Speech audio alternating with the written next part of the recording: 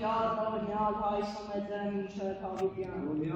Եղեցյանու յառնորնյալ հայսը մեծեմ մինչև հավիտյան։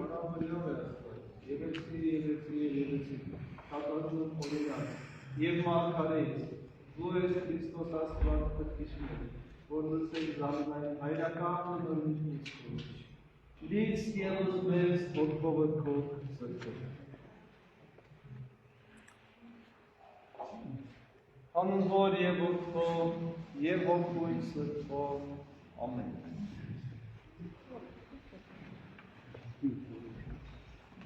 Այսօր Գալստյան կիրակին է,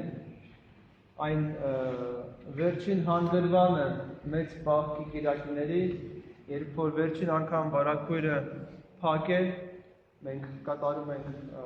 այդ ապաշխարության ձևաչափով պատարագը և որոշակի օրեն ամփոփում ենք մեծի պահոց մեր ընթացքը և ճամփորդությունը, կատարելով այն շատ կարևոր մտորումները կյանքի առանցքային ամենակարևոր բաների մասին։ Այո, կան մեր կյանքում թեմաներ, որոնց մասին մենք խոսել այնքան էլ չենք սիրում։ Կան բաներ, որոնք շատ հազվադեպ ենք հիշում կամ միգուցե ընդհանրապես երբեք էլ չենք հիշում մեր կյանքում։ Սակայն այդ բաները ամենից կարևոր են և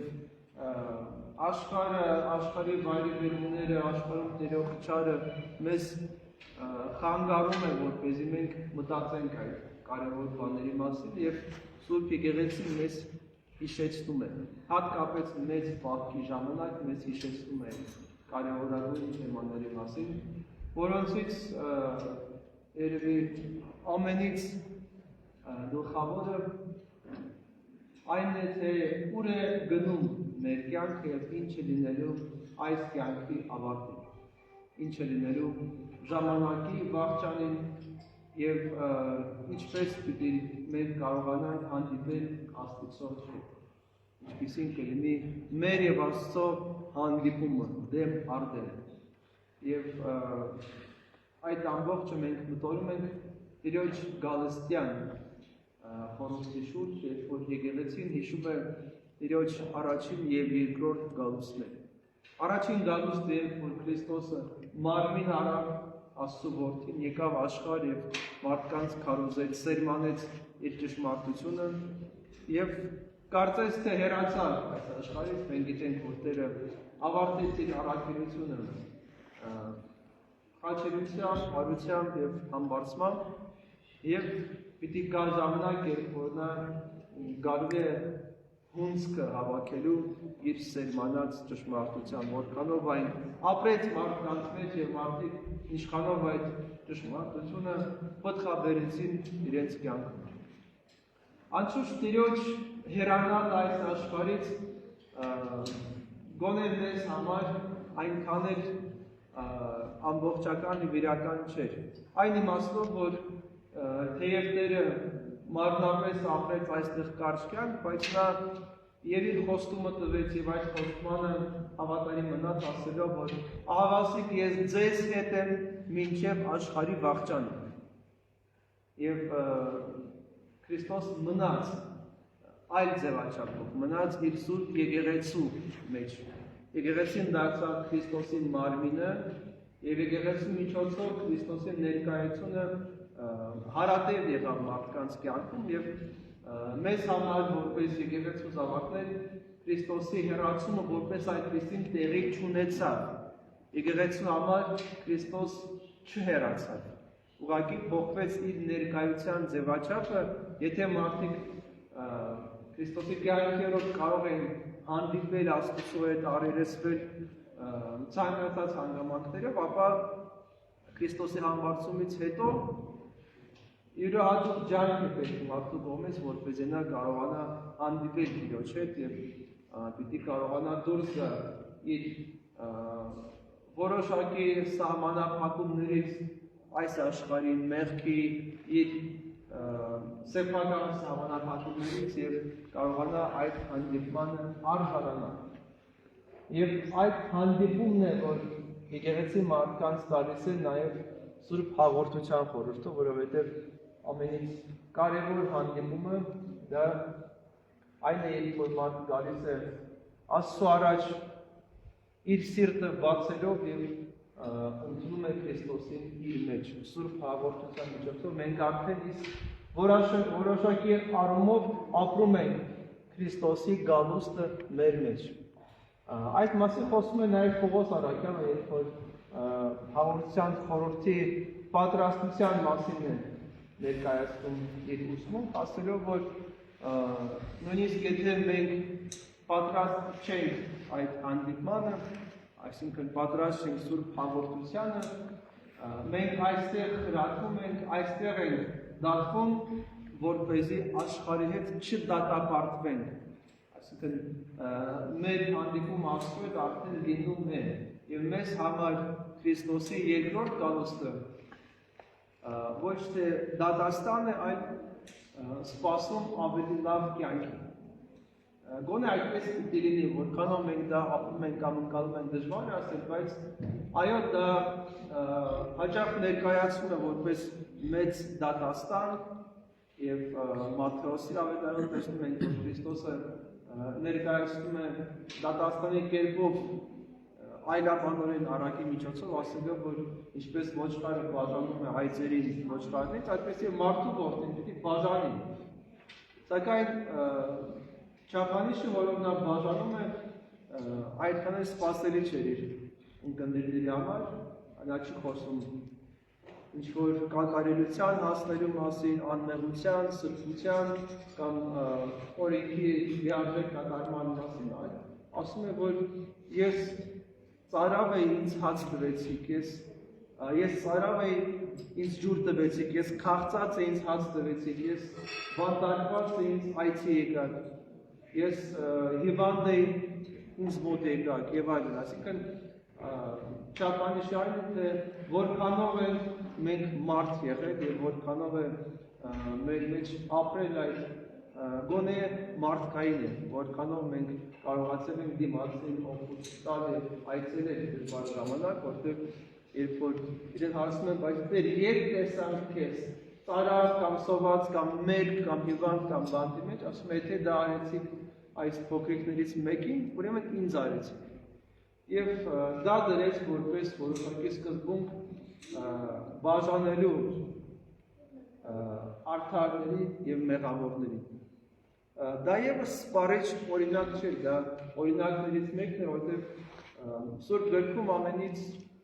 դժվար ընկալվող գաղափարը այս Աստծո դատաստանն է, որտեղ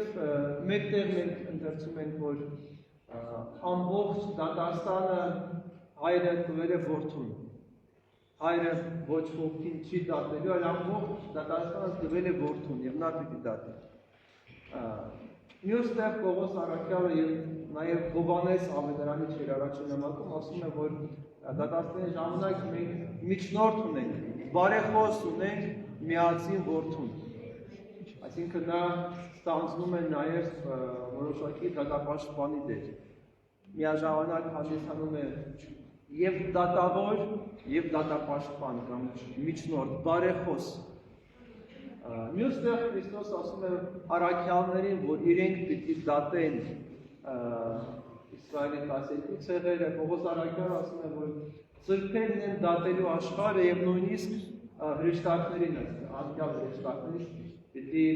սրբերը, այսինքն քրիստոնյաները դատեն։ Եվ որոշակի այդպես խճճված պատկեր կա, որը մեզ հուշում է այն մասին, որ դա չի լինելու մեր պատկերացրած դատաստանը։ Այն ինչպես մենք մարդկային այցյաններում պատկերացնում ենք, որ կա մեղադրանք, կա արդարացում, կամ դատապարտում եւ այլն։ Այդպես չի լինելու, լինելու է որոշակի այլ ձև եւ դա մարդկային բառերով բացատրել շատ դժվար է։ Երբ որ Պողոս Արաքյանը հափշտակվեց մինչև 4-րդ երկինք, ասաց, որ այնպիսի բաներ տեսա, որ մարդկային լեզվով հնարավոր չէ բացատրել, անպատում բաներ, ինչպես կասի մեր պարտականություն, այսինքն այն ինչ որ տեսավ չկարողացավ մեր մարդկային սահմանափակ լեզվով բացատրել, այլ իրականություն է լինել։ Եվ իրականությունը լինելու է եւ հավիտենական կյանք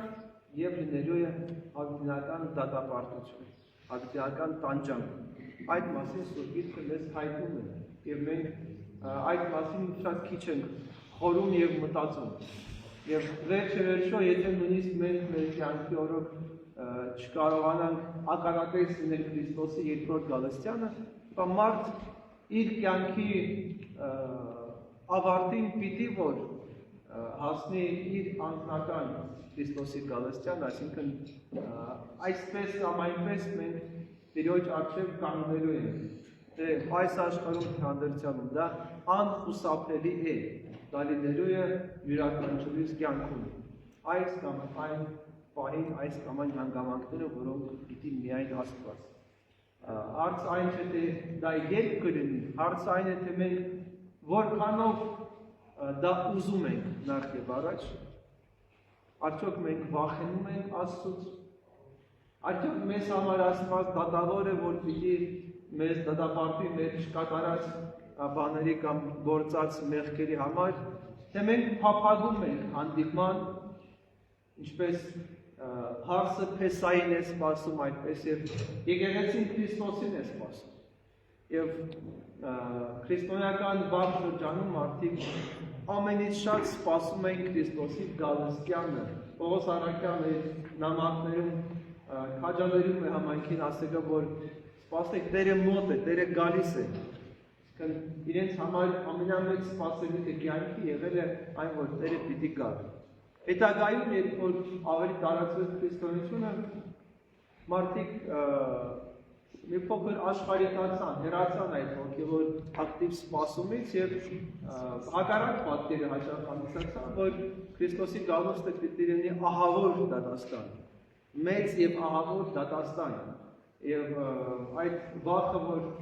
սերմանվեց կամ որը մարդը պատկերացրեց,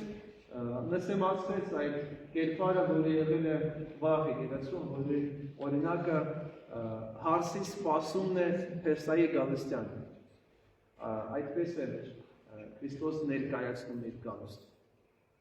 10 կույսերի առաքում։ Իսկ հարսի եւ Փեսայի հանդիպման խորհուրդը դա այն սերն է, որ իրենք ունեն։ Եվ մեր պարական այն է, որ եթե մենք այս մեր երկրային կյանքում ճանաչում ենք Քրիստոսին եւ եթե մեր մեջ կա փոխ հարաբերություն, ուստի այդ փոխ հարաբերությունից բխող հանդիպումը պիտի որ մեզ համար դառնա ուրախություն, վերբիանություն, որտեղ այն ինչի համար մենք ապրում ենք մեր կյանքը, դա պիտի ամբողջանա այդ հանդիպման ժամանակ։ Եվ դատաստանը որպես այդպեսին հենց այն է, թե մարդը ինչ ներքին բովանդակություն ունի իր կյանքում, այսինքն ինչի համար է նա ապրում։ Եվ Աստված տալով մարդուն ազատություն, այդ ազատությունը կարող է տա մինչև վերջ։ Հնարավորություն տալով իրեն մինչև վերջ այդպես բացահայտվելու եւ կատարվելու են այն ամենախորին, ամենամեծ ցանկությունները մարդու կյանքի։ Ինչի համար ես դու ապրել։ Ահա ստացի դա, քո ամենամեծ սուզատը, ոչ թե այն ինչ որ դու ցույց ես տվել մարդկանց, այն ոչ թե այն դիմակը, որով դու քայլել ես, այն իրականությունը, որը քո ներքին բովանդակությունն է։ Եվ դա է նախ եւ առաջ քեզ դատում եւ պայմանավորում քո հավիտենական կյանքը։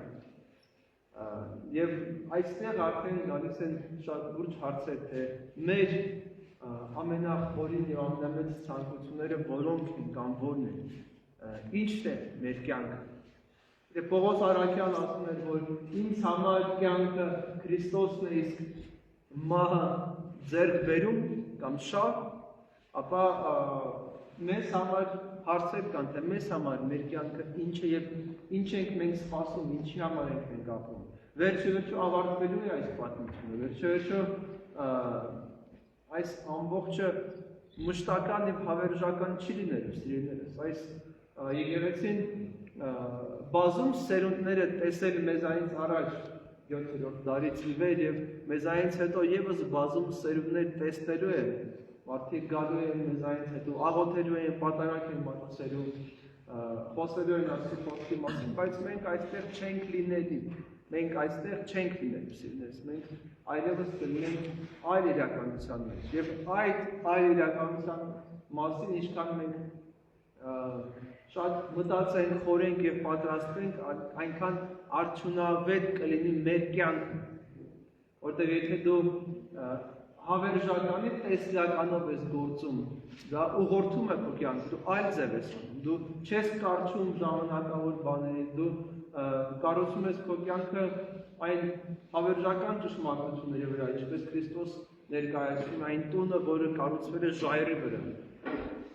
Այն մարդը, որ չունի հանդերձյալի տեսլական եւ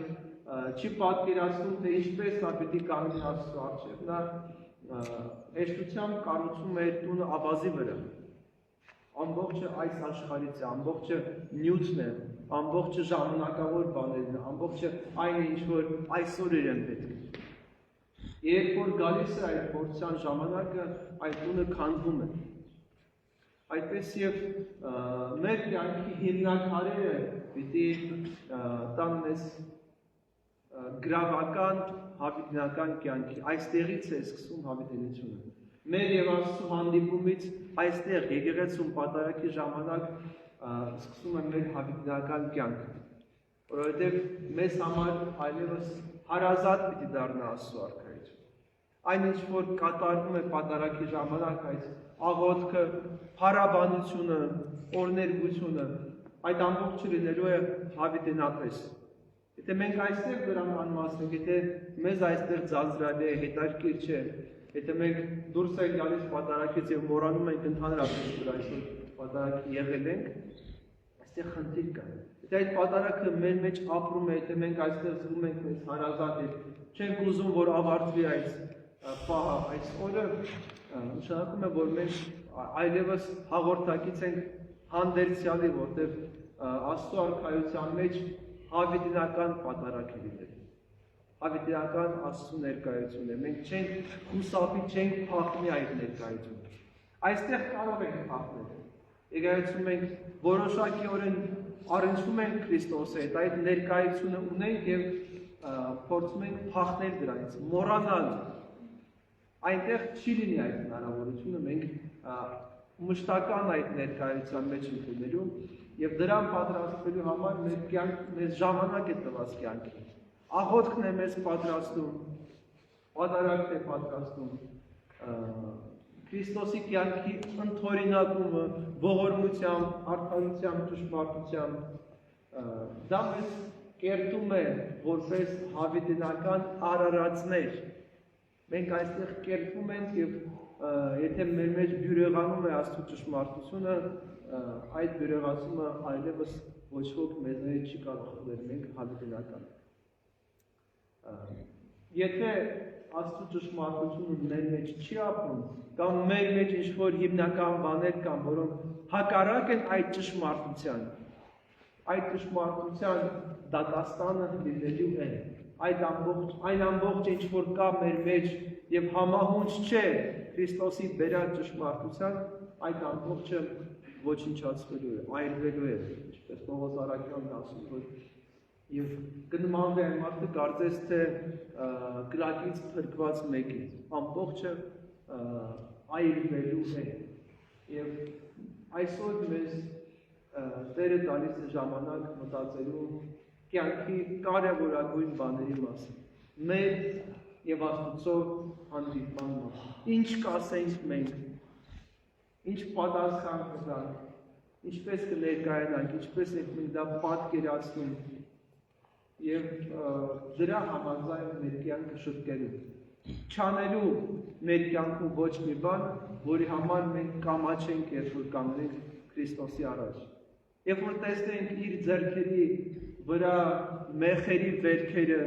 խաչելության հետքերը, որը նա մեզ համար կատարեց, իր չարչարանքը եւ տառապանքը, որի հետքերը իր հարուցյալ մարմնի վրա նույնիսկ մնացել։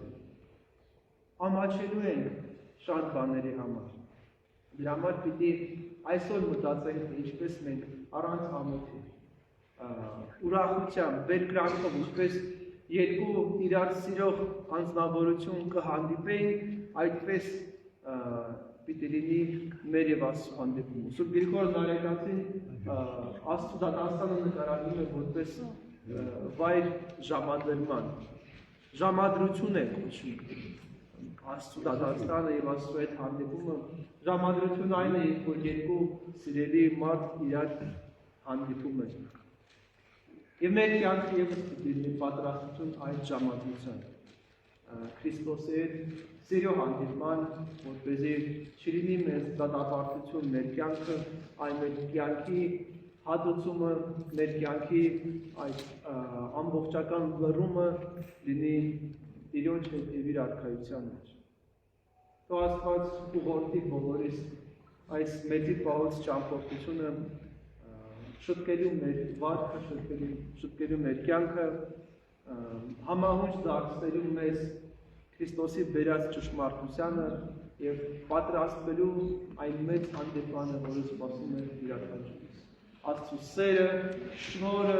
օրհնություն թող առաջնորդի ձեզ այժմ եւ միշտ հավիտյան սազգույն։ Ամեն։